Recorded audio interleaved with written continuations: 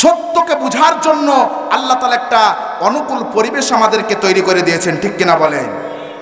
আজকে দেখেন, আজকে আমরা দেখতে পাই 16 বছর যখন আলেম সমাজ মুখ খুলতে পারে নাই, 16 বছর যখন আপনার কোরআনের কথাগুলো, সত্য কথাগুলো, হক কথাগুলো সমাজের মানুষকে বোঝানো যায় নাই, মানুষের কাছে তুলে ধরা সম্ভব হয় নাই, তখন এই সমস্ত বড় বড় নেতারা, চাটুকার নেতারা, তারা কোনো কথা বলতো না, ঠিক কিনা বলেন? আজকে যখন তারা দেখছে, তারা যখন আজকে দেখলো এই 5 আগস্টের পর থেকে নিয়ে মানুষ যখন সত্য বলার মতো স্বাধীনতা ফিরে পেল, তারা যখন তাদের অধিকার নিশ্চিত করার মতো স্বাধীনতা তারা ফিরে পেল, আর এই স্বাধীনতা ফিরে পাওয়ার মধ্য দিয়ে, সত্য প্রচারের মধ্য দিয়ে ইসলামের পক্ষে যখন মানুষের জোয়ার বইতেছে, এ সময় তারা মানুষকে পথভ্রষ্ট করার জন্য, মানুষকে সঠিক পথ থেকে তারা বিতাড়িত করার জন্য তারা বিভিন্ন ষড়যন্ত্র আর অপকৌশল শুরু করেছে, ঠিক কিনা বলেন? আমরা আজকের এই আটঘরিয়া থানার পাবনা জেলা থেকে আমরা ঘোষণা দিতে চাই, যতদিন পর্যন্ত একজন ইমানদার আর মুমিন বান্দার দেহে শরীরে রক্ত থাকবে বিন্দু মাত্র, কোন ইসলাম বিদ্বেষীদেরকে দেশে সুযোগ করে দেওয়া হবে না, হবে না, হবে না, ঠিক কিনা বলেন? আমাদেরকে বুঝতে হবে, হক পথে আমাদেরকে ফিরে আসতে হবে, কারণ হক পথে যদি মানুষ ওয়াকুল জাল হক ওয়া যাহাকাল বাতিল, মানুষ যখন হকের জন্য, সত্যের জন্য যখন উন্মোচিত হবে, সত্যকে যখন সুন্দরভাবে উপস্থাপন করবে, সমস্ত মিথ্যাগুলো বিতাড়িত হয়ে যাবে। বলছিলাম, একদিন নবী মুহাম্মদ রাসূলুল্লাহ সাল্লাল্লাহু আলাইহি ওয়াসাল্লামকে ইসলামের দাওয়াত দেওয়ার কারণে, আল্লাহর কালেমার দাওয়াত দেওয়ার কারণে, তাওহীদের দাওয়াত সমাজের মানুষের কাছে দেওয়ার কারণে তার দেশ থেকে ষড়যন্ত্র হয়েছিল, তার মাতৃভূমি থেকে ষড়যন্ত্র হয়েছিল, তাকে দেশ ত্যাগ করতে বাধ্য করা হয়েছিল, ঠিক কিনা বলেন? কিন্তু পরবর্তীতে মক্কা বিজয়ের মাধ্যমে মুহাম্মদ রাসূলুল্লাহ সাল্লাল্লাহু আলাইহি ওয়াসাল্লামের নেতৃত্বে যখন সমস্ত মুসলমানেরা যখন তারা মক্কাতে বিজয়ী বেশে ফিরে আসলো, মক্কাতে বিজয়ী বেশে ফিরে আসার সঙ্গে সঙ্গে আমার নবী, আপনার নবী মুহাম্মদ রাসূলুল্লাহ সাল্লাল্লাহু আলাইহি ওয়াসাল্লাম তিনি কাবা চত্বরে গেলেন। কাবা চত্বরে যাওয়ার পরে তিনি কি করলেন? কাবা চত্বরে 360টি মূর্তি ছিল। কয়টি ছিল? আওয়াজ দিয়ে বলেন না, আরো জোরে বলেন না, কয়টি? এটা ছিল ইসলামের বিজয়ের পূর্ব পর্যন্ত মূর্তির নগরী ছিল, ঠিক কিনা বলেন? কিসের নগরী ছিল? আরো জোরে বলেন না মুসলমান, কিসের নগরী ছিল? মূর্তির নগরী ছিল। আপনার নবী, আমার নবী মুহাম্মদুর রাসূলুল্লাহ সাল্লাল্লাহু আলাইহি ওয়াসাল্লাম মক্কা বিজয়ের সঙ্গে সঙ্গে তিনি কাবা চত্বরে গেলেন, আর এক একটা মূর্তিকে তিনি নিজের হাতে কতাল করলেন, ধ্বংস করলেন, ভাঙলেন, আর প্রত্যেকটা মূর্তি ভাঙার সময় তিনি মুখে উচ্চারণ করছিলেন আল্লাহর এই কোরআনের আয়াতগুলো, যাহাকাল বাতিল ইন্নাল বাতিলা কানা যাহুকা ওয়াকুল জাল হক ওয়া যাহাকাল বাতিল জাল হক ওয়া যাহাকাল বাতিল ইন্নাল বাতিলা কানা যাহুকা। সত্য যখন উন্মোচিত হবে, সত্য যখন প্রকাশিত হবে, সত্য যখন সমাজের মানুষের কাছে ফিরে আসবে, সমস্ত বাতিল শক্তি এ দেশ থেকে, সমাজ থেকে বিতাড়িত হবে। আর ইন্না ওয়াজাহাকাল বাতিল ইন্নাল বাতিলা কানা যাহুকা, আর নিশ্চয় বাতিল তো বিতাড়িত হবারই ছিল, ঠিক কিনা বলেন? আমরা দেখলাম এক বাতিলেরা, তারা গত 15 বছর বা 16 বছর তারা রাজত্ব করেছে, এই বাংলাদেশটাকে তারা মূর্তির নগরীতে পরিণত করেছিল, ঠিক কিনা বলেন? এমন একটা মহল্লা ছিল না, এমন একটা চত্বর ছিল না, এমন একটা আপনার রাস্তা ছিল না যেখানে তারা মূর্তি করে নাই। একজন মুসলমান যদি হয়ে থাকে, যদি প্রকৃত তাহাজ্জুদ গুজারি হয়ে থাকে, ওই ব্যক্তির দ্বারা মূর্তি নির্মাণ করা সম্ভব নয়, ঠিক কিনা বলেন? একজন প্রকৃত ইমানদার মুমিন তাহাজ্জুদ গুজারি সে কখনো মূর্তি তৈরি করতে পারে না, মূর্তির পক্ষে কথা বলতেও পারে না, ঠিক কিনা বলেন? আচ্ছা, ওই 16 বছরে জালেম সম্প্রদায় তারা মূর্তি তৈরি করলো, আর আমরা জালেমদেরকে এক শ্রেণীর লোকেরা সমর্থন দিলাম, ঠিক কিনা বলেন? কি সমর্থন দেয় নাই? আলেম সমাজ কিন্তু জুম্মার খুতবা থেকে তারা আওয়াজ দিয়েছিল। কিছু কিছু, সবগুলো যদিও হয় নাই, কিছু কিছু উল্লেখযোগ্য মসজিদ থেকে উলামায়ে কেরাম কিছু কিছু তাফসীর মাহফিল থেকে উলামায়ে কেরাম যখন আপনার হুঙ্কার দিল, আওয়াজ দিল মূর্তির বিপক্ষে যে মূর্তি করা চলবে না এদেশে, তখন এই উলামায়ে কেরামদেরকে অপমানিত করা হয়েছে, লাঞ্ছিত করা হয়েছে। লাঞ্ছিত করেছে কারা? আপনার আমার মতো পাড়া মহল্লার এই সমস্ত কিছু মুসলমান নামধারী মুনাফিকরা, ঠিক কিনা বলেন? এই মুনাফিকদের সম্পর্কে কোরআনে আয়াত নাই? কোরআনে মুনাফিকদের সম্পর্কে আয়াত আছে কিনা মুসলমান বলেন? আরো জোরে বলতে হবে, কোরআন আয়াত আছে কিনা? আল্লাহ রাব্বুল আলামিন বলেন সূরা বাকারার মধ্যে, ইন্নাল্লাযীনা কাফারু সাগাউন আলাইহিম আনযারতাহুম আম লাম তুনযিরহুম লা ইউমিনুন। আওয়াজ দিয়ে বলুন আল্লাহু আকবার। ইন্নাল্লাযীনা কাফারু, নিশ্চয়ই যারা কুফরি করবে, নিশ্চয়ই যারা অস্বীকারকারী হবে, আসাওয়াউন আলাইহিম আনযারতাহুম, আপনি তাদেরকে সতর্ক করুন অথবা নাইবা করুন, তাদেরকে সতর্ক করা অথবা না করা উভয় তাদের জন্য সমান, লা ইউমিনুন, বরং তারা কখনো ঈমান আনয়ন করবে না। ঠিক কিনা বলেন? যারা কুফরি করে, যারা অস্বীকার করে, তাদের হৃদয়ে আপনার কি পড়ে যায়? মরিচিকা পড়ে যায়। এই কথা আল্লাহ কোরআনে বলছেন, খাতামাল্লাহু আলা কুলুবিহিম ওয়া আলা সামঈহিম ওয়া আলা আবসারিহিম গিশাওয়া ওয়া লাহুম আযাবুন আযীম। বলুন আল্লাহু আকবার। আল্লাহ বলছেন এই কারণে তারা বুঝে না, এই কারণেই তারা শোনে না, এই কারণেই তারা মানে না, এই কারণেই তারা ঈমান আনয়ন করে না, এই কারণেই তারা বাতিলের পথ থেকে ফিরে আসতে পারে না, এই কারণেই তারা আল্লাহর কোরআনের আইন চাই না। কি কারণ? কারণটা হচ্ছে খাতামাল্লাহু আলা কুলুবিহিম, তাদের কলবের মধ্যে, তাদের নফসের মধ্যে, তাদের হৃদয়ের মধ্যে আমি আল্লাহ রাব্বুল আলামিন তাদেরকে মরিচা ফেলে দিয়েছি, তাদের তালাবদ্ধ করে দিয়েছি, তাদের কলবকে, তাদের নফসকে, তাদের হৃদয়কে। ঠিক কিনা বলেন? বলছেন আল্লাহ আমি মরিচিকা ফেলে দিয়েছি, আর তারা সামিম, তাদের কানে তারা শুনেও শুনতে পায় না ভালো কিছু, ওয়ালা আবসারিহিম গিশাওয়া, আর তাদের চক্ষুর মধ্যে আবরণ পড়ে রয়েছে, তারা কিছু দেখেও তারা দেখতে পায় না, তারা দেখেও দেখতে পায় না, শুনেও শুনতে পায় না, তারা অনুধাবন করে অনুধাবন করার সুযোগও পায় না। এই কথা কিন্তু কোরআনের আরেক সূরা আরেক আয়াতের মধ্যে বলা আছে। সে জায়গায় আল্লাহ বলছেন উলাইকা কাল আনামি বাল হুম আদল, এরা হচ্ছে চতুষ্পদ জন্তুর মতো। শুধুমাত্র তাই নয়, বাল হুম আদল, তার চাইতেও নিকৃষ্ট। ঠিক কিনা বলেন? কারা? যারা আল্লাহর কোরআনকে অস্বীকার করে, কোরআনের আইনকে অস্বীকার করে, কোরআন থেকে যারা আইন ব্যবস্থা যারা মানতে চায় না, মুনাফিক শ্রেণীর লোক, এরা আল্লাহর কোরআনকে মানতে চায় না, আল্লাহর কোরআনের আইনকে মানতে চায় না, কোরআনের সমাজ ব্যবস্থা মানতে চায় না, কোরআনের অর্থনৈতিক ব্যবস্থা মানতে চায় না, কোরআন প্রতিষ্ঠিত হোক এটা তারা চায় না। কারণ তাদের কলবের মধ্যে তালা মেরে রাখা হয়েছে, এই জন্য তারা এগুলো বুঝতে পারে না। ওয়ালাহুম আযাবুন আযীম, আর এদের জন্য কিয়ামতের দিন রয়েছে যন্ত্রণাদায়ক শাস্তি। ঠিক কিনা বলেন? আমরা কি সে শাস্তির মুখোমুখি হতে চাই? তাহলে আমরা ওই মূর্তি যারা বানিয়েছিল আর ওই মূর্তিকে যারা সমর্থন করেছিল, বলেন তো উভয় ব্যক্তি একই অপরাধে অপরাধী হবে কিনা? বলেন, একই অপরাধে অপরাধী হবে কিনা মুসলমান? তাহলে যদি একই অপরাধে অপরাধী হয়, বলুন তো তাদের ঈমান কোথায় গেল? তারাও তো নামাজ পড়তো, তারাও তো রোজা করত, তারাও তো আপনার তাসবিহ তাহলিল করে, তারাও তো কোরআন তেলাওয়াত করে। ঠিক কিনা বলেন? কিন্তু তাদের ঈমানটা কি থাকলো? আল্লাহ তো বলেই দিলেন ইন্নাল্লাযীনা কাফারু, যারা অস্বীকার করবে তারাই হচ্ছে আপনার, তাদের অন্তরে মরিচিকা পড়ে থাকার কারণে তাদেরকে বুঝিয়ে কাজ হবে না। তাদেরকে উলামায়ে কেরাম অনেক বোঝানোর চেষ্টা করেছে, তাদেরকে মানাবার চেষ্টা করেছে, তাদেরকে অনুধাবন করানোর জন্য উলামায়ে কেরাম সচেতন করেছে, কিন্তু তারা বুঝে নাই, তারা মানে নাই। ঠিক কিনা বলেন? বরঞ্চ তারা মানে নাই, কিন্তু তারা ওই যে একটা কথা আছে আঞ্চলিক ভাষায়, আপনাদের এদিকে আছে কিনা জানি না, পাবনা জেলায়, যাতে মাতাল কিন্তু তালে, যাতে মাতাল কিন্তু তালে ঠিক। তারা আলেমদের কথা মানে নাই, বরঞ্চ তারা আলেমদের উপরে তারা চড়াও হয়েছে কথাগুলো শোনার পরে। ঠিক কিনা বলেন? আমরা কি তাদের পথ ধরে চলবো না আমরা ঈমানের পথে চলবো? আমরা ঈমানের পথে থাকবো তো ইনশাআল্লাহ? ঈমানের পথে থাকতে হবে, কাউকে ভয় করে লাভ নাই।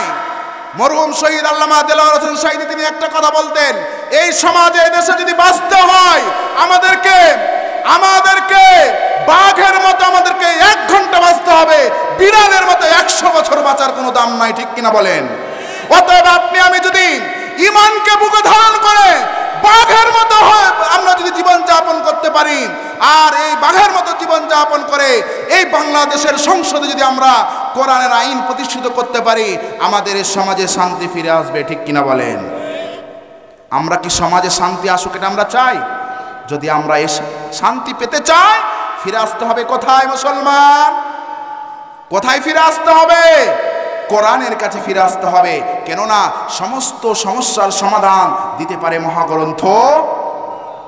মহাগ্রন্থ আল কোরআন।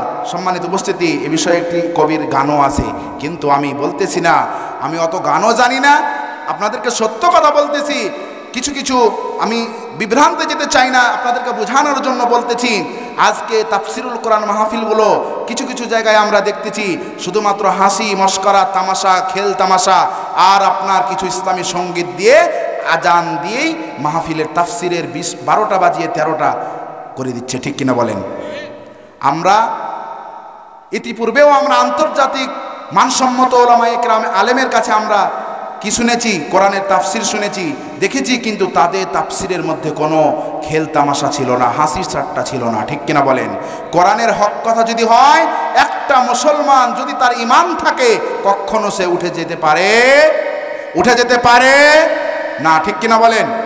সম্মানিত উপস্থিত ভাইয়েরা আমার, বন্ধুগণ আমার, বলছিলাম ওয়াকুল জাল হক ওয়া যাহাকাল বাতিল ইন্নাল বাতিলা কানা যাহুকা। সত্য যখন আসবে তখন মিথ্যা পালিয়ে যাবে। আমরা দেখলাম 16 বছর মিথ্যার বাহাদুরি চলল, মিথ্যার দাপট চলল, মানুষকে মিথ্যা মামলা দিয়ে, সাধারণ পাটখাটা মানুষকে পর্যন্ত মিথ্যা মামলা দিয়ে তারা হয়রানি করলো, তারা বাণিজ্য করলো, মামলা বাণিজ্য, ঠিক কিনা বলেন? কি করেছে কিনা বলেন? আপনাদের পাবনা জেলায় মনে হয় করে নাই, সব জায়গায় হয়েছে, ঠিক কিনা বলেন? এইভাবে তারা যখন মামলা বাণিজ্য শুরু করলো, এইভাবে আস্তে আস্তে আপনার মানুষ জুলুমে অধিষ্ঠিত হয়ে গেল। মানুষের এই সমাজে এই দেশে বৈষম্যে ভরপুর হয়ে গেল, মানুষের অধিকার নিশ্চিত হয় না, গরিব অসহায় মানুষগুলো শান্তি পায় না, ঠিক কিনা বলেন? এমন পরিস্থিতিতে আল্লাহ তাআলার হুকুমে আল্লাহর হুকুম হয়ে গেল। বাংলাদেশের এক শ্রেণীর যুব সমাজ তারা সততার জন্য, মানুষের অধিকারকে নিশ্চিত করার জন্য, এই সমাজ থেকে সকল প্রকার বৈষম্য দূর করে দিয়ে, সমস্ত দুর্নীতি ব্যভিচার দূর করে দিয়ে এই সমাজে একটা মানুষের অধিকার সম্পন্ন একটা দেশ হিসেবে এই দেশকে গড়ার জন্য, জালিমকে বিতাড়িত করার জন্য আন্দোলন আর সংগ্রাম শুরু করলো, ঠিক কিনা বলেন? এই আপনার জুলাই আর আগস্টের এই আন্দোলন সংগ্রামের ফলে বাতিল আর তাগুত তারা কি করলো? তারা দৌড়ে দৌড়ে তারা দেশ ছেড়ে পলায়ে গেল। একটা ঘন্টাও এ দেশের জমিনে থাকার মতো দুঃসাহস তাদের ছিল না, ঠিক কিনা বলেন? যদি থাকতো ছাত্র জনতা মজা দেখাই দিত তাদের পরিস্থিতি কি হতো। কারণ 16 বছরে তারা যা করেছে তা কি সামান্য করেছে? সামান্য না বেশি? তারা এমন কোনো শ্রেণীর মানুষকে নাই যে তারা জুলুম করতে তারা বাকি রেখেছিল, ঠিক কিনা বলেন? এমন কোনো সেক্টর ছিল না যে জায়গায় তারা হাত দেয় নাই, তাদের অধিকার নিশ্চিত করে নাই, ঠিক কিনা বলেন? একজন আলেম বলছিলেন যে এমনকি ভিক্ষুক যারা ভিক্ষা করে মানুষের দ্বারে দ্বারে চায়, তারাও জুলুমের শিকার হয়েছিল, ঠিক কিনা বলেন? কিভাবে হয়েছে? কিভাবে? ঢাকায় দেখবেন আপনার ভিক্ষুকদের আবার একটা গ্রুপ আছে না? এই ভিক্ষুক সমিতি আছে তাদের। এই ভিক্ষুক সমিতির লিডার যে, তাদের কাছ থেকে আপনার যারা ক্ষমতায় ছিল, দুঃশাসন যারা করছিল, তাদের লিডারেরা, তাদের নেতারা, বড় বড় নেতাগুলো তারা কি করত? ওই ভিক্ষুক সমিতির যারা প্রধান তাদের কাছে গিয়ে চাঁদা নিত, ঠিক কিনা বলেন? যতজন ভিক্ষুককে পাড়ায় গ্রামে ছাড়া থাকতো, প্রত্যেকটা ভিক্ষুক প্রতি আপনার চাঁদা ধরে এই ভিক্ষুকদের ভিক্ষা করার টাকা থেকে তারা তাদের অধিকার নষ্ট করে তাদের কাছ থেকে জোরপূর্বক তারা টাকা আদায় করত, দুর্নীতি করত, ঠিক কিনা বলেন? তাহলে এমন কোনো বাংলাদেশের সেক্টর ছিল না যে সেক্টরকে তারা জুলুম করে নাই, যে জায়গার মানুষকে তারা জুলুম করে নাই, ঠিক কিনা বলেন? সম্মানিত উপস্থিতি, তাহলে বলছিলাম যে কোরআন, যদি আমরা কোরআনের কাছে ফিরে আসতে পারি, কোরআনের আইন প্রতিষ্ঠার সংগ্রামে আমরা অংশ নিতে পারি, তাহলে সফলতা আমাদের জন্য হবে, আর আল্লাহর ভালোবাসা, আল্লাহর সন্তুষ্টি আমরা পেয়ে যাব। ঠিক কিনা বলেন? আল্লাহ রাব্বুল আলামিন কোরআনের মধ্যে সূরা সফের মধ্যে বলেন, ইন্নাল্লাহা ইউহিব্বুল্লাযীনা ইউকাতিলুনা ফি সাবিলিহি সাফফান কাআন্নাহুম বুনিয়ানুম মারসুস। জোরে বলুন আল্লাহু আকবার। আল্লাহ রাব্বুল আলামিন বলেন, ইন্নাল্লাহা, নিশ্চয় আল্লাহ তাআলা, ইউহিব্বুল্লাযীনা, তাদেরকে বড়ই ভালোবাসেন যারা ইউকাতিলুনা ফি সাবিলিহি, সংগ্রাম করে, লড়াই করে আল্লাহর রাস্তায়, সাফফান কান্নাহুম বুনিয়ানুম মারসুস, সীসা ঢালা প্রাচীরের মতো। কিসের মতো?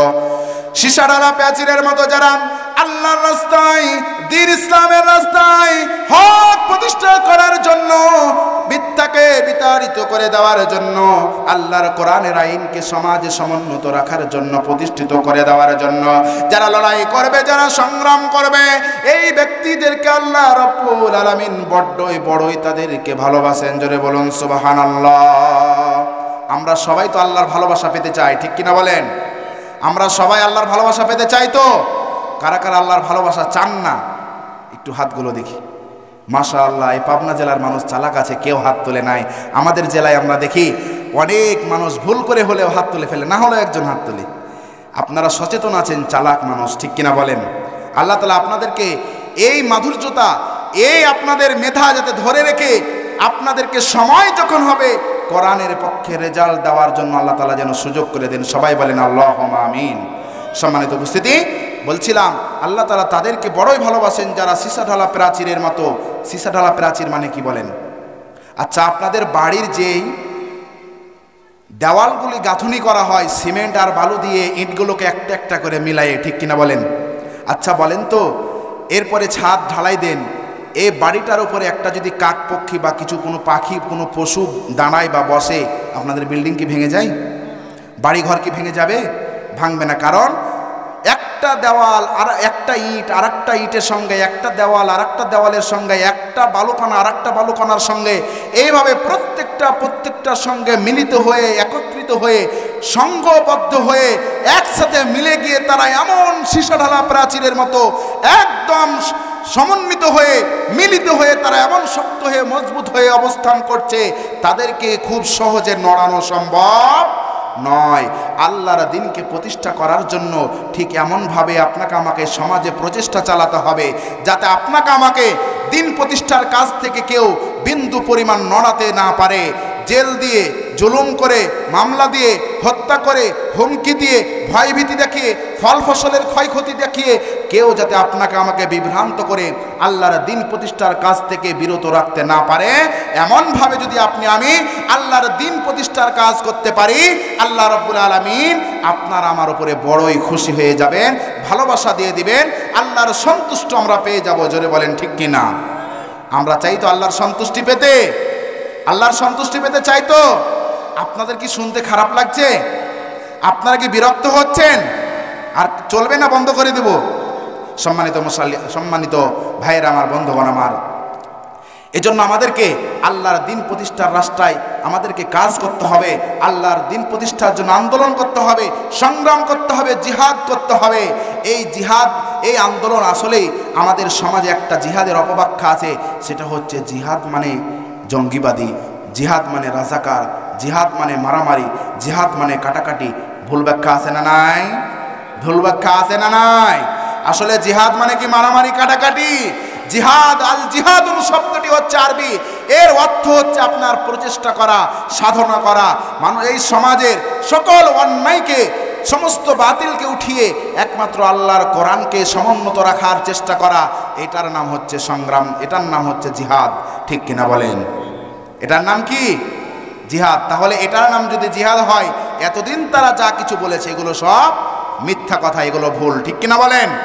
সম্মানিত ভাইয়েরা আমার, বন্ধুগণ আমার, ইসলাম প্রতিষ্ঠার কাজ যদি আমি করতে পারি, কোরআন প্রতিষ্ঠার কাজ, কোরআনের আইন ব্যবস্থা, কোরআনুল কারীমের জীবন ব্যবস্থা সমাজে প্রতিষ্ঠিত করার জন্য, রাষ্ট্রে প্রতিষ্ঠিত করার জন্য যদি আপনি আমি চেষ্টা করতে পারি, আল্লাহ রাব্বুল আলামিন আপনাকে আমাকে 3টি পুরস্কার দেবেন। কয়টি পুরস্কার? একটু জোরে বলতে হবে। পুরস্কার নেবেন তো আল্লাহর কাছ থেকে। আল্লাহর কাছ থেকে যদি পুরস্কার নিতে হয়, তাহলে ওই পুরস্কারের কথা আপনাদেরকে আজকে শোনাচ্ছি। আপনারা যদি কথা না বলেন আমার সঙ্গে, আমি কি শোনাতে পারবো? আমি শোনাতে পারবো? কথা বলবেন তো ইনশাআল্লাহ? আচ্ছা, সবাই আওয়াজ দিয়ে বলবেন। যদি আমরা দিন প্রতিষ্ঠার কাজ করতে পারি, এই পৃথিবীর জমিনে, এদেশের জমিনে কোরআনের আইনকে প্রতিষ্ঠিত করার জন্য কাজ করতে পারি, আল্লাহ তাআলা আমাদেরকে 3টি পুরস্কার দিবেন। কয়টি? আরো জোরে, কয়টি? আবার বলেন, কয়টি? 3টি পুরস্কার। আচ্ছা, 1 নম্বর পুরস্কার দিবেন, আমরা একটু আল্লাহর কোরআন থেকে জানার চেষ্টা করি। সূরা সফের মধ্যে আল্লাহ বলেন, ইয়া আইয়ুহাল্লাযীনা আমানু হাল আদুল্লুকুম আলা তিজারাতিন তুনজিকুম মিন আযাবিন আলীম তুমিনুনা বিল্লাহি ওয়া রাসূলিহি ওয়া তুজাহিদুনা ফি সাবিলিল্লাহ وتجاهدون في سبيل الله بأموالكم وأنفسكم ذلكم خير لكم إن كنتم تعلمون جل الله أكبر يغفر لكم ذنوبكم ويدخلكم جنات تجري من تحتها الأنهار ومساكن طيبة في جنة عدن ذلك الفوز العظيم الله أكبر الله رب العالمين বলেন ইয়া আইয়ুহাল্লাযীনা আমানু, হে ঈমানদার গণেরা, হে বিশ্বাসীরা যারা তোমরা নিজেদেরকে ঈমানদার বলে দাবি করো, তোমরা শোনো। হাল আদুল্লুকুম আলা তিজারাতিন, আমি কি তোমাদেরকে এমন একটা ব্যবসার সন্ধান কি আমি তোমাদেরকে দেব, এমন একটা ব্যবসার কথা কি আমি তোমাদেরকে শোনাবো, এমন একটা ব্যবসার সন্ধান কি আমি তোমাদেরকে দেব, যে ব্যবসা করতে পারলে হাল আদুল্লুকুম আলা তিজারাতিন তুনজিকুম মিন আযাবিন আলীম, তোমাদেরকে কিয়ামতের ময়দানে যন্ত্রণাদায়ক শাস্তি থেকে মুক্তি দেওয়া হবে। বলুন সুবহানাল্লাহ, জোরে বলুন না সুবহানাল্লাহ। আল্লাহ তাআলা বলছেন, হে আমার ঈমানদারেরা, কি আমরা ঈমানদার না? আমরা সবাই তো ঈমানদারের দাবিদার, ঈমানের দাবিদার, ঠিক কিনা বলেন? আল্লাহ তাআলা কোরআনে এই মানুষকে সম্বোধন করার জন্য কয়েকটি শব্দ ব্যবহার করেছেন। একটা হচ্ছে আমানু, একটা হচ্ছে নাস, এরপরে কাফারু, আছে না?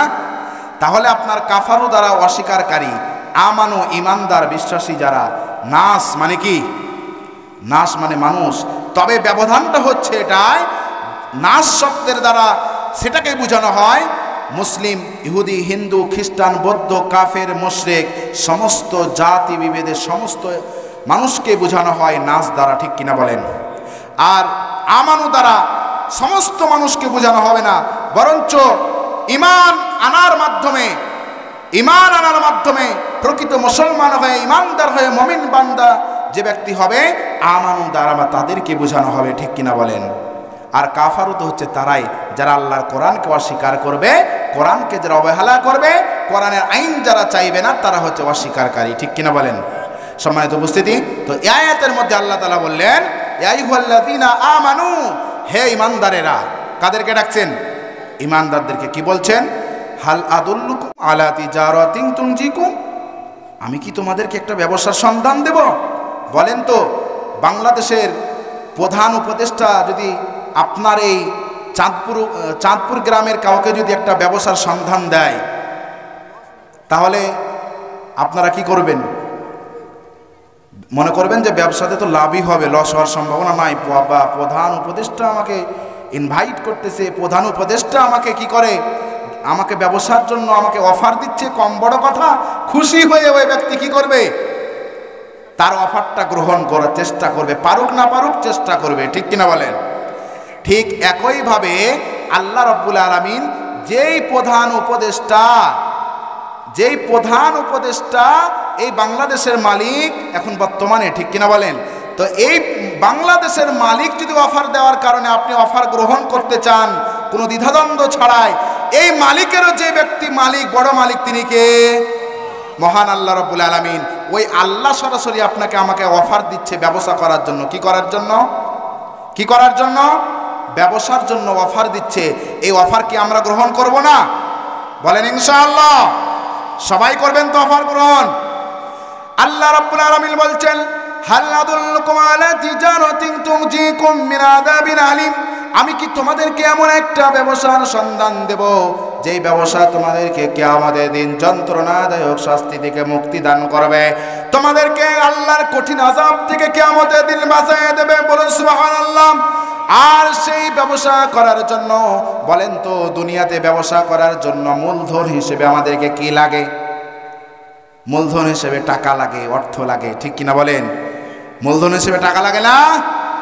আর এই ব্যবসার কথা আল্লাহ বলছেন, এই ব্যবসার মূলধন হচ্ছে আল্লাহ রাব্বুল আলামিন বলেন, ইয়াগফির লাকুম যুনুবাকুম তুমিনুনা বিল্লাহি ওয়া রাসূলিহি ওয়া তুজাহিদুনা ফি সাবিলিল্লাহি বিআমওয়ালিকুম ওয়া আনফুসিকুম যালিকুম খায়রুল লাকুম ইন কুনতুম তা'লামুন।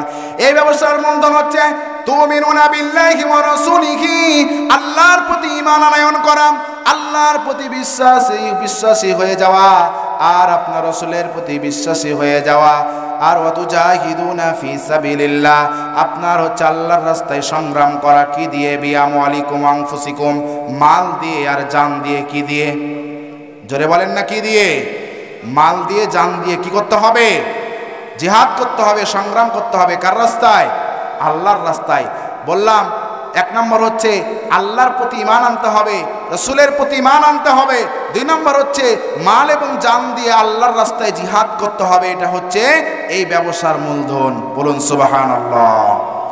যালিকুম খায়রুল লাকুম ইন কুনতুম তা'লামুন, এটাই তোমাদের জন্য উত্তম কল্যাণ যদি তোমরা তা জানো বা বুঝো। যদি তোমরা জানো বা বুঝো তাহলে তোমাদের জন্য এটাই হবে কল্যাণ। কোনটা? এই ব্যবসাটা কি? ব্যবসাটা হচ্ছে আল্লাহর প্রতি বিশ্বাস, রাসূলের প্রতি বিশ্বাস, আর মাল দিয়ে। আল্লাহ আগে জানের কথা বলেননি। কেউ একজন নিজে জান দিয়ে দিল, কি করলো? তাহলে জান দিয়ে দিলে মৃত্যুবরণ করলো, দুনিয়া থেকে চলে গেল, ঠিক কিনা বলেন? তার কি আর মাল দেওয়ার সুযোগ আছে? সুযোগ আছে কি? সে তো মরেই গেল, তার তোর ক্ষমতা থাকলো না মাল খরচ করার আল্লাহর রাস্তায়। তাহলে মাল খরচ করার জন্য, আপনার অর্থ খরচ করার জন্য বিআমওয়ালিকুম, মাল দিতে হবে দিনের জন্য, দিন প্রতিষ্ঠার জন্য, দিনের কাজ করার জন্য, ঠিক কিনা বলেন? তাহলে আগে আল্লাহ তাআলা এই জন্য মালের কথা বললেন যে বান্দা আগে কি করবে? আগে মাল দিবে, এরপরে বিআমওয়ালিকুম আনফুসিকুম, এরপরে আপনার জান দিবে। কিসের জন্য? ইসলামের জন্য। এটা হচ্ছে ব্যবসা। এই ব্যবসা হচ্ছে মানুষকে কোথায় নিয়ে যাবে? আল্লাহর জান্নাতে নিয়ে যাবে। কিভাবে? আল্লাহ তাআলা অন্য আয়াতের মধ্যে বলেন, ইন্নাল্লাহা আশতারা মিনাল মুমিনিনা আনফুসাহুম ওয়া আমওয়ালাহুম বিআন্না লাহুমুল জান্নাতা ইউকাতিলুনা ফি সাবিলিল্লাহ ফায়াকতুলুনা ওয়া ইউকতালুন। বলুন আল্লাহু আকবার। আল্লাহ বলছেন, ইন্নাল্লাহা আশতারা মিনাল মুমিনিনা, নিশ্চয় আমি আল্লাহ মুমিনদের, বিশ্বাসী বান্দাদের জান আর মাল আমি তাদের ক্রয় করে নিয়েছি, কিনে নিয়েছি জান্নাতের বিনিময়ে। এখন তাদের কাজ হলো আমার রাস্তায় সংগ্রাম করা। বলুন সুবহানাল্লাহ। আর এই সংগ্রামে তারা যেমন মারবে তেমন মরবে। কার কথা? কার কথা? জোরে বলেন না, আরো জোরে বলেন। কার কথা? আল্লাহর কথা। তাহলে আল্লাহ কি বলছেন? আমি আল্লাহ আমার বান্দা বা মুমিন বিশ্বাসী বান্দা যারা হবে তাদের জান আর মাল কিনে নিয়েছি। আচ্ছা বলেন তো, যদি দোকানে বাজারে কোনো জিনিস কিনতে হয় তাহলে একটার সাথে আরেকটা বিনিময় করতে হয়, কি ঠিক কিনা বলেন? একটার সাথে আরেকটা বিনিময় করতে হয়। বিনিময় করা ছাড়া কখনো ব্যবসা হয় কি?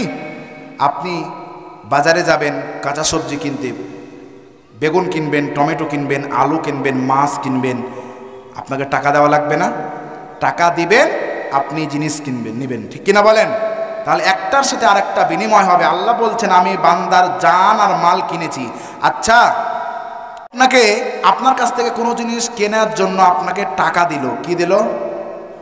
কি দিল বলেন? আপনাকে কোনো কিছু ক্রয় করার জন্য আপনাকে টাকা দিল। এখন আপনি যদি তাকে জিনিসগুলো আপনি বুঝিয়ে না দেন, মাছ হোক, গোশ হোক বা আদার্স আর কিছু হোক, আপনি যদি তাকে বুঝিয়ে না দেন, ওই লোক কি মানবে? মেনে নেবে?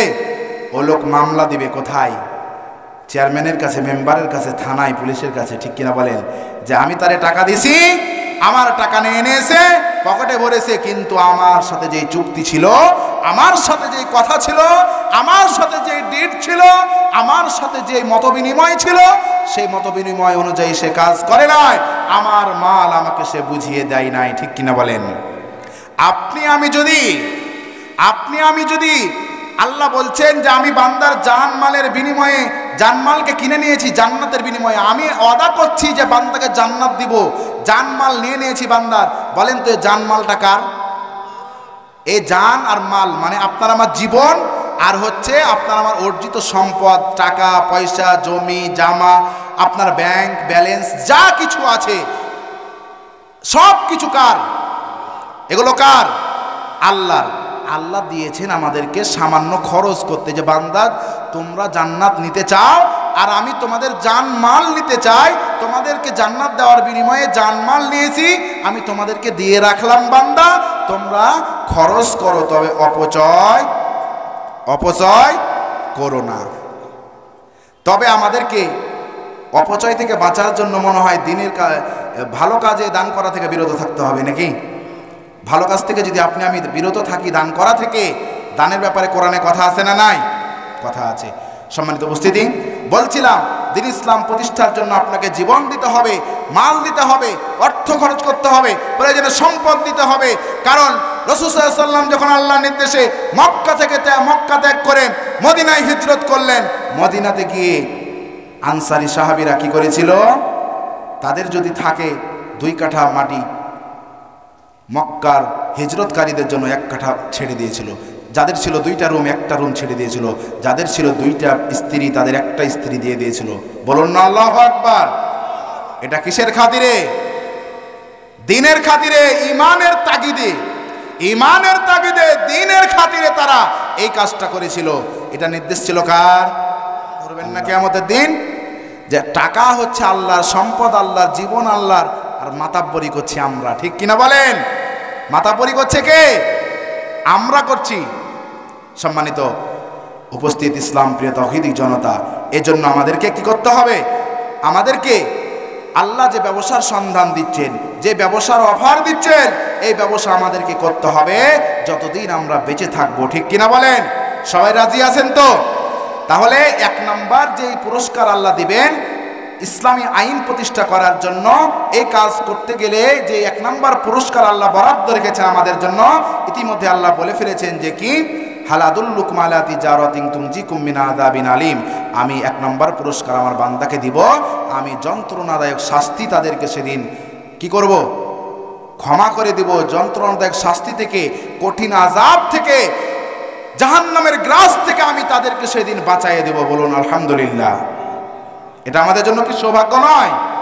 2 নম্বরে আল্লাহ তাআলা বলছেন যে আমি তাদেরকে যে পুরস্কার দিব সেটা হচ্ছে ইয়াগফির লাকুম যুনুবাকুম, তাদের অতীতের জীবনের সব পাপগুলো, তাদের অতীতের জীবনের সমস্ত গুনাহগুলো আমি মাফ করে দেব। বলুন সুবহানাল্লাহ। আমাদের গুনাহ আছে না নাই? গুনাহ আছে তো? যারা দিন প্রতিষ্ঠার জন্য কাজ করবে, আল্লাহ কিয়ামতের দিন অতীতের সব গুনাহ, তার জিন্দেগির যাবতীয় গুনাহ আল্লাহ ক্ষমা করে দিবেন।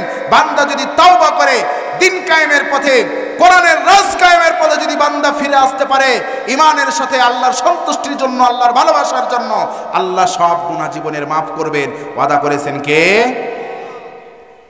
দুনিয়ার মানুষের করা ওয়াদা খেলাফ হয়, আল্লাহর করা ওয়াদা কি খেলাফ হয়? আল্লাহর করা ওয়াদা খেলাফ হয় না। সম্মানিত ভাইয়েরা আমার, বন্ধুগণ আমার,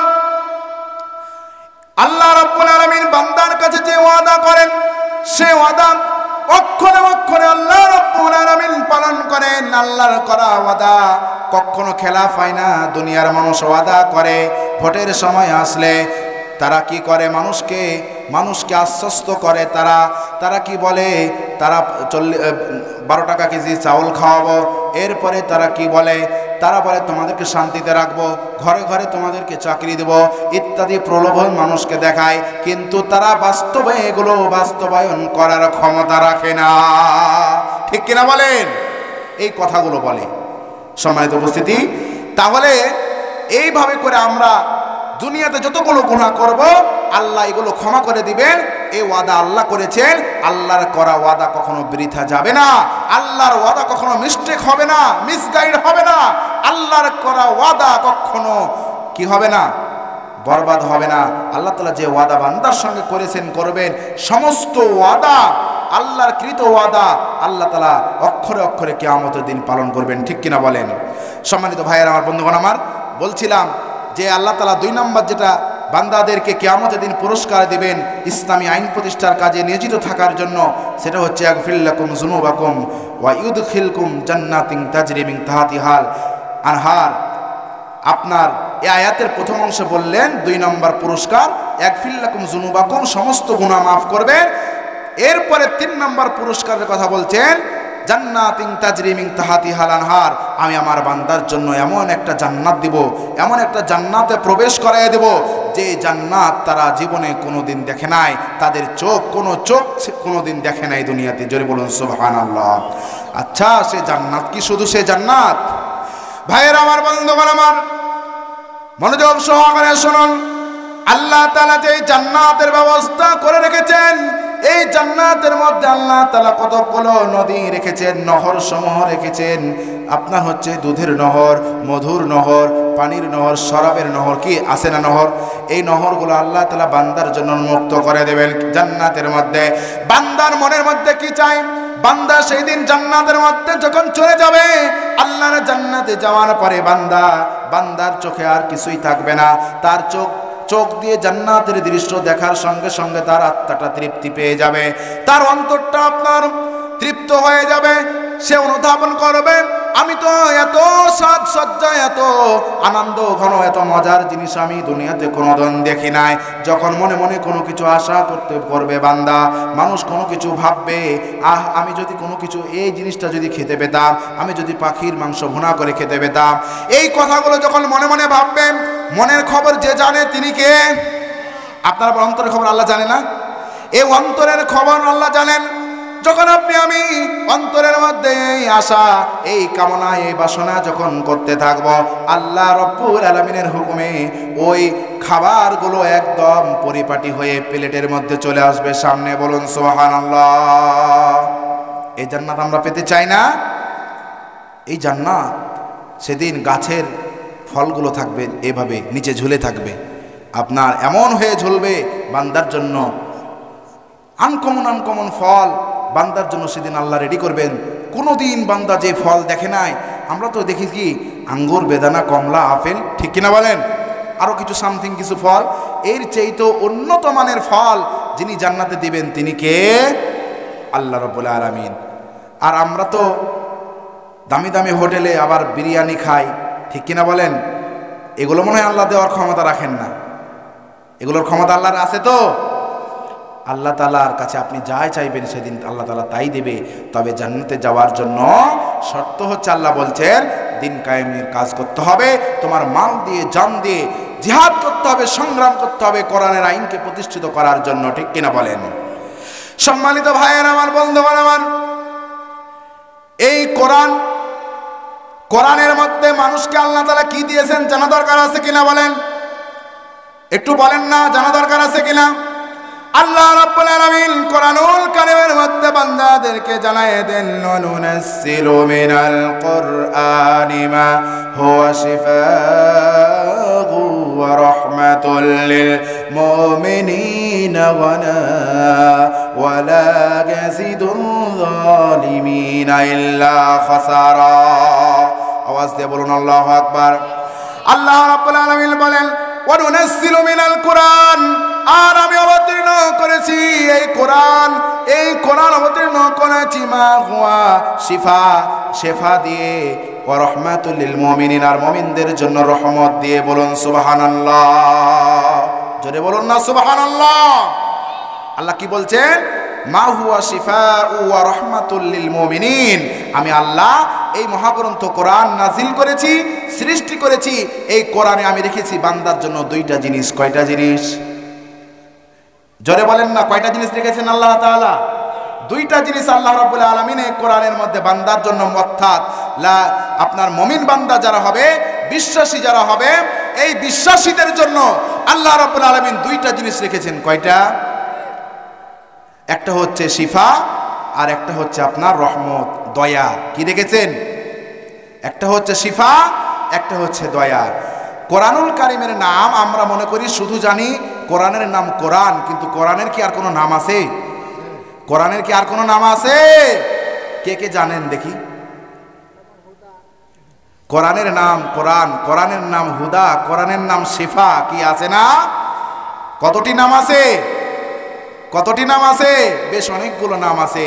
কোরআনের নাম শুধু কোরআন নয়, এই আল্লাহ তাআলা আমার তেলাওয়াতকৃত আয়াতে যেই নামের কথা উল্লেখ করেছেন সেটা হচ্ছে আপনার মা হুয়া শিফা।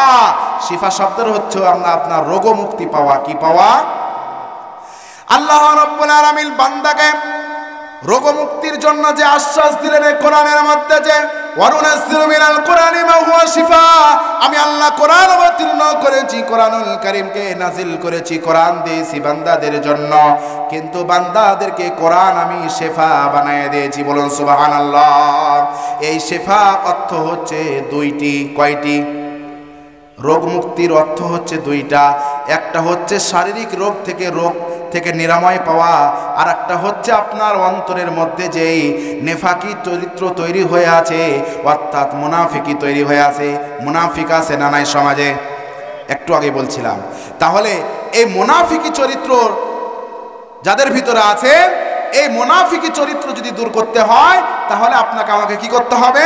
এই কোরআন দিয়ে দূর করতে হবে। সূরা বাকারা থেকে আপনাদেরকে শোনাচ্ছিলাম। আবার মুনাফিকের কথা আল্লাহ তাআলা আরেক জায়গাতে বলেছেন কোরআনুল কারীমের একটি সূরাতে, সেটা হচ্ছে সূরা মাউন। কোন সূরা? এই সূরা মাউনের কি? মাউনের মধ্যে আছে না? মাউনের মধ্যে কি বলছেন? ফাওয়াইলুল লিল মুসাল্লিন। দুর্ভোগ হচ্ছে সে সমস্ত মুসাল্লিদের জন্য যারা আল্লাযিনা হুম আন সালাতিহিম সাহুন, যারা তাদের নামাজের ব্যাপারে গাফিল, যারা তাদের নামাজের ব্যাপারে অমনোযোগী, যারা আপনার তাদের নামাজের ব্যাপারে গাফিল, এই সমস্ত ব্যক্তিদেরকে আল্লাহ রাব্বুল আলামিন কি করবেন? এই সমস্ত ব্যক্তিরা হচ্ছে মুনাফিক। এটা হচ্ছে মুনাফিকের একটা আলামত। আজকে দেখেন আমাদের মাঝে কি নাই? নামাজের মধ্যে খুশু নাই। আছে কি বাবা বলেন? নামাজের মধ্যে গিয়ে আপনার কিসের হিসাব করে? নামাজের মধ্যে গিয়ে আপনার ব্যবসার হিসাব করে, নামাজের মধ্যে গিয়ে বাড়ির পরিবারের হিসাব করে, নামাজের মধ্যে গিয়ে রাজনীতির হিসাব করে, নামাজের মধ্যে গিয়ে কার কাছে কয় টাকা কার কি দখল করেছে, কিভাবে করবে কার অন্যায়, এই হিসাব করে নামাজে। বলেন তো এই লোকটার নামাজ হয়েছে? এই ব্যক্তি হচ্ছে মুনাফিক। এই মুনাফিকি রোগ যদি আপনাকে আমাকে কি করতে হয়? দূর করতে হয়। এই নেফাকি যদি দূর করতে হয় তাহলে কিসের দরকার? কোরআন দরকার। এই কোরআন ছাড়া আপনার কেউ কারো নেফাকি চরিত্র দূর করতে পারবে না। আল্লাহ তাআলা সে কথাই বলছেন, ওয়ানুনাজ্জিলু মিনাল কোরআন।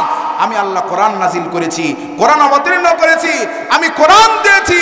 এই কোরআন দেওয়ার মাধ্যমে আমি বান্দার অন্তর থেকে নেফাকি দূর করতে চাই। অর্থাৎ নেফাকি নামক যে রোগ, আল্লাহ বাকারাতে যেমন বলছেন, ফি কুলুবিহিম মারাদুন ফাযাদাহুমুল্লাহু মারাদা। আছে না?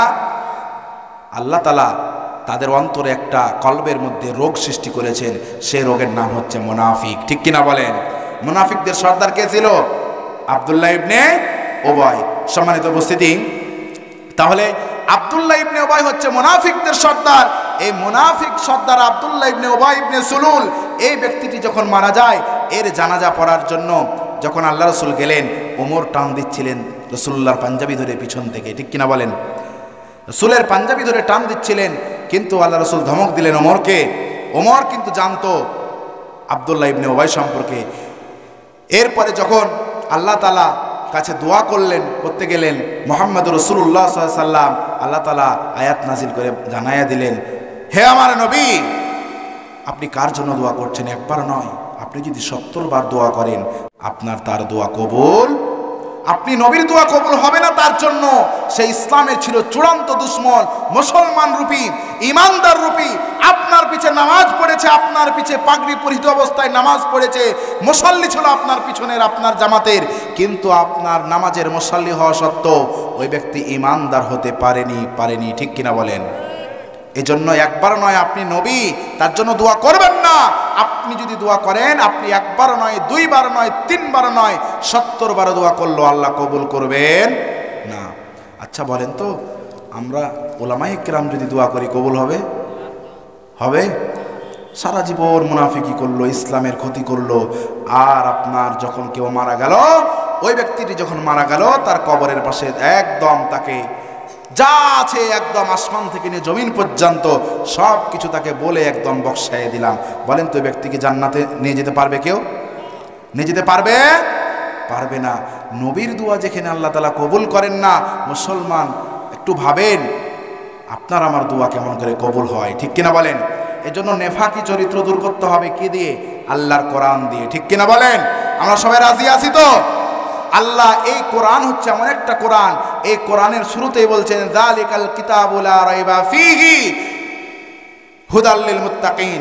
এমন একটা কিতাব যার মধ্যে কোনো সন্দেহ নাই, সন্দেহের অবকাশ নাই। এটা হচ্ছে মুত্তাকি, হচ্ছে যারা হতে চায় তাদের জন্য, হেদায়েতের জন্য কাজে লাগবে কোরআন। আমরা সবাই তো হেদায়েত পেতে চাই, ঠিক কিনা বলেন? সবাই মুত্তাকি হতে চায়। যদি আমরা মুত্তাকি হতে চাই তাহলে আমাদেরকে আল্লাহর এই কোরআনে সূরা বাকারার প্রথমেই মুত্তাকি হওয়ার জন্য কয়েকটি বৈশিষ্ট্য দিয়েছেন। তার মধ্যে হচ্ছে একটা হচ্ছে অমিম্মা রাযাকনাহুম ইনফিকুন, যে বান্দা মুত্তাকি যদি হতে হয়, আমি আল্লাহ যে রিজিক তোমাকে দিয়েছি সেখান থেকে ব্যয় করতে হবে। আমরা সবাই ব্যয় করতে রাজি আছি তো? সবাই রাজি আছি তো? আজকের এই মাহফিল যে আপনারা শুনছেন, এই কোরআনের কথা, আপনাদের উপরে আল্লাহর রহমত আছে না? আমি বলছিলাম আল্লাহ কোরআনে দুইটা জিনিস দিয়েছেন, একটা হচ্ছে শিফা, একটা হচ্ছে রহমত। এই কোরআনের মাহফিল হওয়ার কারণে রহমত আছে কার? তাহলে এই রহমতের ময়দানটা প্রতি বছর চালু থাকুক, এটা আমরা সবাই চাই তো ইনশাআল্লাহ? কি আমরা সবাই চাই না? একটি আপনার দুষ্টু লোক ছিল। কি লোক? একটু কথা বলেন, কি লোক ছিল? দুষ্টু লোক ছিল। তার চরিত্র ছিল কেমন? আপনার ওই গাছের মধ্যে, বিভিন্ন গাছে পাখিরা বাসা বানায় না? এই বাসার মধ্যে পাখিরা যখন ডিম পাড়ত, তাদের ডিমগুলো নিয়ে এসে পেড়ে গাছ থেকে ভেঙে ফেলতো। পাখিগুলো খুব কষ্ট পায়। সুলাইমান পয়গম্বরের কাছে অভিযোগ জানালো কি? হে সুলাইমান নবী, আপনার কাছে আমি নালিশ জানাই, অমুক গ্রামের অমুক পাড়ার ওই লোক আপনার কি করে, আমার ডিমগুলো নষ্ট করে ফেলে, আমি বাচ্চা উঠাতে পারি না, আপনার আমার এই ডিমগুলো নষ্ট করে ফেলে। এজন্য আমি আপনার কাছে বিচার দায়ের করছি, মামলা দায়ের করছি। এটার বিচার, এটার ফয়সালা আপনি করে দিবেন। এবার আপনার ওই দুষ্টু লোকটিকে ডেকে পাঠানো হলো। সুলাইমান নবী তিনি বললেন, তাকে নিষেধ করে দিলেন ভালোভাবে। কিন্তু দুঃখজনক, এই যুবক কিন্তু শুনল না শুনে যুবক বাড়ি যাওয়ার পরে তার কাজে আবার সে অব্যাহতি থাকলো, এই কাজ সে চালাতেই থাকলো। এক পর্যায়ে আপনার আবারও নালিশ আসলো সুলাইমান নবীর কাছে। সুলাইমান নবী এবার ওই জিনদেরকে ডেকে পাঠালেন। দুষ্টু জিনদেরকে ডাকার পরে বললেন, যখন ওই লোকটি গাছে উঠবে ডিম পাড়ার জন্য, তখন গাছ থেকে ধাক্কা দিয়ে তোমরা কি করবে? দুইজন জিনকে দায়িত্ব দিলেন, তোমরা দুইজনে মিলে তাকে কি করবে? ধাক্কা দিয়ে ফেলে দিবে। এরপরে পরের দিন আবার ওই লোকটি, আপনার যুবকটি গাছের মধ্যে উঠছে পাখির ডিম নষ্ট করার জন্য। এই ডিম নষ্ট করার জন্য উঠবে, এমন সময় একজন ভিক্ষুক তাকে পিছন থেকে ডাক দিছে, ভাই আমি সারাদিন কিছু খাই নাই, আমি সারাদিন না খেয়ে আছি, আমাকে কি তুমি কিছু খাবার দান করবে? এরপরে ওই লোক গাছে উঠা থেকে বিরত থেকে তার বাড়ি থেকে কিছু খাবার এনে কি করলো? ভিক্ষুককে, ক্ষুধার্ত মানুষটিকে দান করলো। ওই লোকটি খুশি হয়ে বাড়ি ফিরে গেল। এরপরে আল্লাহ রাব্বুল আলামিন ওই লোকটির উপরে, ওই দুষ্টু বালকটির উপরে তার রহমত আর বরকত নাজিল করে দিলেন। ওই লোকটি যখন গাছে উঠলো, উঠার পরে সুন্দর করে ডিমগুলো পেড়ে এনে আবারও ভেঙে ফেললো, তার কোনো ক্ষতি হলো না। বলুন সুবহানাল্লাহ। এটা কার বরকত? ক্ষুধার্তকে খাদ্য দানের বরকত। ওই যে জিনগুলোকে আপনার ডেকে পাঠালো, তারাকে দায়িত্ব দেওয়া হয়েছিল আপনার কি করার জন্য? যুবককে ফেলে দেওয়ার জন্য তাদেরকে প্রশ্ন করা হলো, তোমরা কেন আমার দায়িত্ব পালন করলে না? তারা বলল, ও আল্লাহর পয়গম্বর, আমরা কিন্তু আপনার দায়িত্ব পালন করার জন্য প্রস্তুত ছিলাম। এমন মুহূর্তে আমরা দেখলাম যে আল্লাহর বান্দা যখন একজন ক্ষুধার্তকে খাদ্য দান করলো, এই খাদ্য দান করতে করতে এই খাদ্য দান করার কারণে আল্লাহ তাআলা এত রাজি খুশি হয়েছেন, সন্তুষ্ট হয়েছেন, আল্লাহ তাআলা তার বালা মুসিবত দূর করে দিয়েছেন। বলুন সুবহানাল্লাহ। এই বালা মুসিবত দূর করার কারণে আল্লাহ তাআলা রহমতের ফেরেশতা পাঠিয়ে দিয়েছেন। রহমতের ফেরেশতা এসে আল্লাহ রাব্বুল আলামিনের ওই বান্দাকে অর্থাৎ ওই যুবককে হেফাজত করেছেন। ওই ফেরেশতা এসে আপনার ওই জিনদের পাখা ধরে উড়াইয়ে তাদেরকে জঙ্গলে ফেলে দিয়েছেন। এজন্য তারা ওই যুবককে ক্ষতিগ্রস্ত করতে পারে নাই। বলুন, অনুরোধ রাখতে চাই, যা কিছু আলোচনা হয়েছে হবে, আগামীকাল হবে, আপনারা চেষ্টা করবেন আমল করার। আজকে আমি আল্লাহর গুনাহগার বান্দা, নাখানদার বান্দা যেটুকু আলোচনা করেছি আপনাদের কাছে আল্লাহ তাআলার কাছে প্রার্থনা করি, যদি ভুল ভ্রান্তি হয়ে থাকে আল্লাহ তাআলা যেন আমি সহ সকলকে মাফ করে দেন। সকলে বলি আল্লাহুম্মা আমিন। এবং যেগুলো হক কথা বলা হয়েছে আল্লাহ তাআলা সকলকেই যেন বাস্তব জিন্দেগিতে আমল করার মাধ্যমে আমাদের জান্নাতের পথটাকে সুগম করার তৌফিক দান করুন। সকলে বলি আল্লাহুম্মা আমিন। এ বলে আমি আমার আজকের আলোচনা এখানে শেষ করছি। ওয়া আখিরু দাওয়ানা আনিল হামদুলিল্লাহ। আসসালামু আলাইকুম ওয়া রাহমাতুল্লাহ।